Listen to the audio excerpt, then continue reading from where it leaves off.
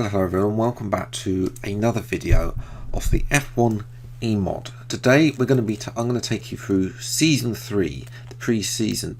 Now first of all, you may be wondering, why am I doing this as a direct video like this and not as in the reporter style? It's because I've had some technical difficulties with this mod. On version 1.17 of the game, it seems that when you get to the end of a session, it comes up and displays your finishing position, then goes to the results screen. Well, my game hasn't been doing that. It's just been the AI just continues on, just does lap after lap after lap afterwards. So I need to go and see what's causing that issue to occur as well. So hopefully it's just reinstall the mod and it should be fine. Otherwise we might be in for a little bit of trouble. But yes, for this series then, now the FIA decided to introduce a Gen 1 Evo rule, so mostly affecting the engine side of things, where a couple of components where certain engine manufacturers, Ferrari for example, were using these to their advantage, and now they've been taken out of the engine side of things as well. And also there's an upgrade on aero as well. We start of course with Mercedes. Had a terrible season in Season 3. Got a rare podium thanks to Stoffel Van Dorn, and no surprise there that they have kept their same driver lineup of Lewis Hamilton and Stoffel Van Dorn. However, Mercedes are now the fastest team on the grid. Their engine looks fast. They do look very fast over one lap. On race pace, they're about the same with the other, maybe McLaren and Aston Martin. I'll get onto those two teams in a minute. But this is a renewed time for Mercedes after a woeful couple of years. They have lost Toto Wolff. He has left the team to go and manage Aston Martin, but they have kept Lewis Hamilton, who's decided to at least stay for at least one more year in Formula 1. Whether or not he obviously retires after that is yet to be seen. Next up are McLaren, and McLaren have had a big time over the winter period. For starters, both their drivers, Lando Norris and Carlos Sainz, moved on to other teams. So it's an all-new driver lineup for them, and also a new engine in the back of the car, because like in real life, BMW and Audi have withdrawn from this series. I've brought their withdrawal forward slightly than it is in real life, but BMW were of course partnered with McLaren in the previous 2 seasons, and now McLaren were left without an engine supplier over the winter period. Fortunately for them, because their car is they've done some really good development in the aero and chassis department over the winter period, and that development has been matched by one of the only engine that can really match the Mercedes on the grid, Porsche. Yes, the Porsche engine is in the back of the McLaren after a deal was agreed between McLaren and Porsche. Porsche, of course, are looking at McLaren as a sort of benchmark, really, for their own car, which isn't that well. I'll get onto Porsche's car in just a moment. In terms of their drivers, though, in comes Daniel Ricciardo to drive for McLaren, and alongside him will be myself, basically. So we'll be with Ricciardo, as I slightly hinted in a driver career mode way back. We're finally getting to have Daniel Ricciardo as our teammate in the F1 2020. Now I don't know if if I do manage to get this to work, the game to work, I don't know if the McLaren will be still in Chrome. It looks okay in Chrome. It's not quite the Chrome that I'm after, but it may be that it's the Chrome that's causing an issue and I have to go with a white car instead. So if we do get to round 1 in Brazil, then you'll see exactly what happens with that. Next up are Aston Martin. Now, as I mentioned earlier, Aston Martin have gained Toto Wolff. He has left. Now, unlike in previous series, of course, Aston Martin was split because they did supply an engine to Red Bull, which has sort of left Red Bull in the lurch a bit over their engine supplier over the winter period. But of course, for Aston Martin, have Toto Wolff leading the team. He also has shares in Aston Martin now, as Mercedes have also increased their profit. There was rumours that Lance Stroll would take one of the seats at Aston Martin, but he is too busy preparing Aston Martin's IndyCar show. So instead, they have signed Sebastian Vettel, who got let go by Ferrari, and alongside him is George Russell, who put some appearances in for the doomed Venturi Williams team in season 2. It'll be a big chance for Russell to see what he can do in a top-end car. The Mercedes engine looks very good, and Aston Martin have upgraded that team, that car, with of course the knowledge of some ex-Mercedes engineers, including led by Toto Wolff as well. So it's looking like that Aston Martin, they might be able to challenge McLaren in qualifying, and then in the race they might be able to get close to Mercedes. We'll have to wait and see what happens. Porsche are, well, they're the 4th fastest team. They lack a little bit of pace and over the front 3. They're about, I wouldn't say half a second behind Mercedes, probably. Which, to be fair, isn't that bad considering the fact that Red Bull at times, in recent years, not this year, have been half a second behind Mercedes as well in terms of their pace. So for Porsche, obviously, this is probably a stepping stone. Obviously, the new regulations, of course, Generation 2 of these cars are coming in 2023, so this is a stepping stone for Porsche to sort of take that big step forward. Obviously now they've had that messy divorce from Dragon, which Dragon haven't got very well over the winter for, and Porsche seem to have benefited from that divorce and have been able to push themselves further up the grid.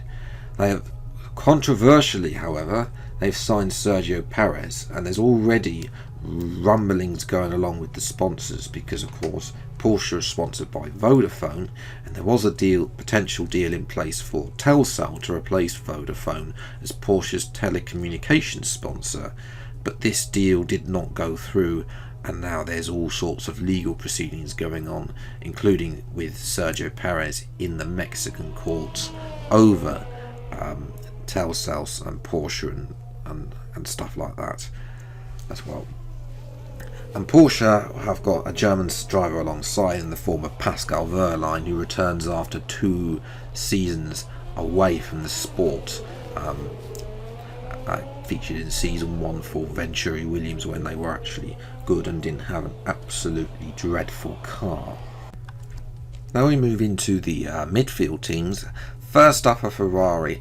And Ferrari, well, Charles Leclerc, of course, beat Max Verstappen to the title in season 2.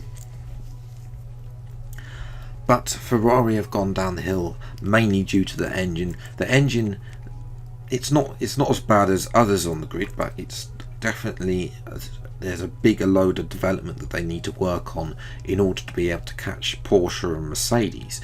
The aero as well doesn't look great, and they need to really work on the car as well if they want to improve, really. Charles Leclerc, though, has remained faithful. He hasn't been snatched by a larger team, and he's been joined by Carlos Sainz at Ferrari as well. So we'll see what those two can do in the midfield car. Obviously, though, with the top 4 teams expected to take the top 8 places, it's looking like that Ferrari could just be scrapping away for the handful of points at the rear of the top 10.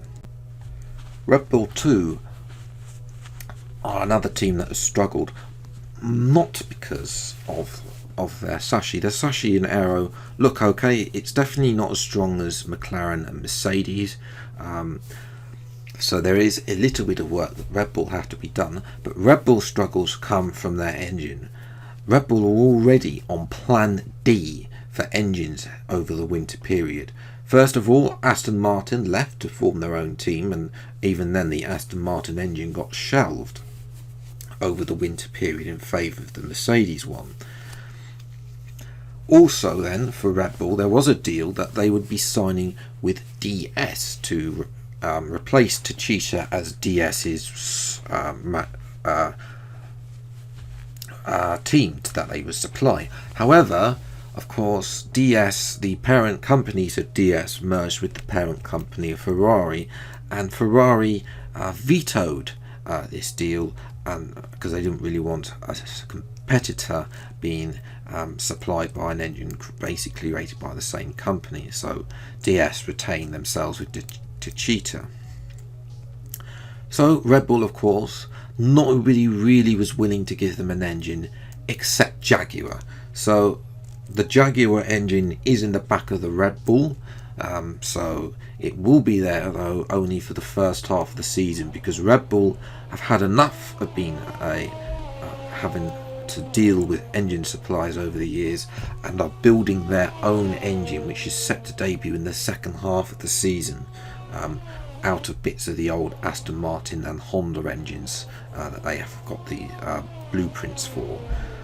In terms of their drivers, Max Verstappen remains with the team, ever hopeful that the Red Bull engine, the new Red Bull engine, will be able to power him. It looks like though Red Bull will be struggling with Ferrari for the bottom of the top 10 for the first half of the season.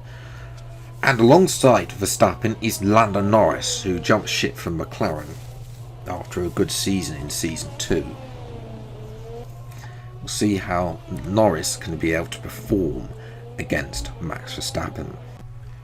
Next up at Alpine, another team that's had quite a treacherous winter, starting with all to do with their name actually, because first of all, Nissan were initially in talks to take over the Renault team and run it as part of the Nismo racing team. However, this deal fell through, and in the end it's Alpine, not Nissan, that takes over the Renault F1E project. Obviously Renault were drivers, and I think they were also constructors champions from season 1.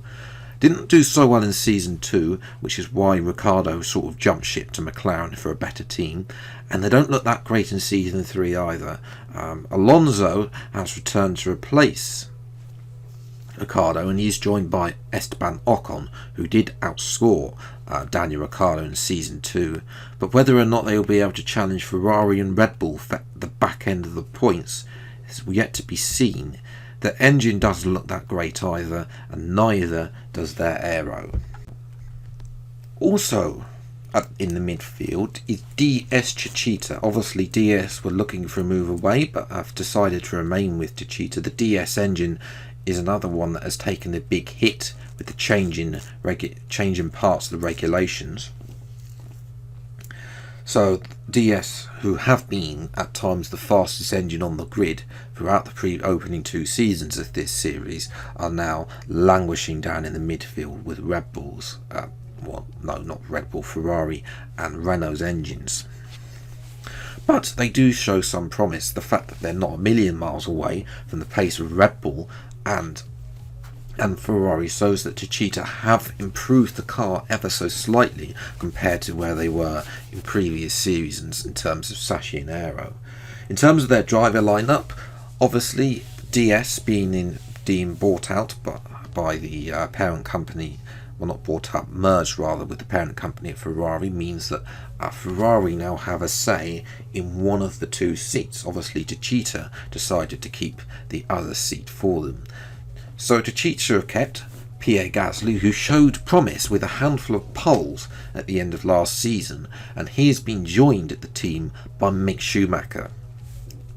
Schumacher hopes that he'll be able to take on Gasly, who is a proven race winner and pole sitter in this series, and whether or not though they'll be able to score any points and get past the Red Bull Ferrari blockade into the top 10 is yet to be seen. And at the back, The two backmarker teams for this series, although they're only half a second slower than the midfield really. The first of those two are Jaguar. Jaguar, of course, as I mentioned earlier for Red Bull, their engine is woeful this season. It's the slowest on the grid. Their error and chassis as well hasn't really improved. They tried, if you recall, they did trial some parts at the British Grand Prix in the final race of season 2, which those parts really didn't show that the car wasn't in a great state going into the winter, and of course, which is one of the reasons why I chose to leave that team and move to McLaren, really, to sort of fight for victories like we did do for Jaguar. Did win some races for Jaguar at the latter half of last season. But yes, we'll see what Jaguar can do. They seem to be back where they were when they came in at season 1. Whether they'll be able to score points is probably mostly unlikely unless a pile-up happens at Monaco or Azerbaijan, or we've even got Singapore on the calendar as well. So we'll see what they can do. But upgrades may or may not be, of course, limited as well due to a token system, but they may, of course, they will get more time in the wind tunnel as the season goes on. And the final team to enter are Dragon. Dragon brought out the remnants of the Williams team. Williams, of course, have withdrawn for the grid after being in Formula 1 for many, many years. 33 years, in fact. Dragon, though, their car, although they do have the Renault engine in the back of the car, lacks quite a lot in the chassis and aero department. Not to be helped, of course, that they have decided that to have two rookies, Yuki Tsunoda on loan from Red Bull, and also is joined by Techeetah Camara as well. Dragon don't really have any hopes, as they are getting to grips with having a new base and all brand new facilities as well in a brand new aero and chassis car. So this is very much a time of learning for Dragon. But progress, they will of course be fast learners and be able to hopefully be able to progress with upgrades throughout the season. And that is the roundup for pre-season. That's where I'm going to leave it today. If you have enjoyed, then leave a like. Subscribe to the channel for news. Hopefully see this series in action. Fingers crossed. Otherwise, well, hopefully it does. I can get this season underway. In some form or another. Until the next video, next time, take care. Thanks so much for watching. Enjoy your day, and goodbye.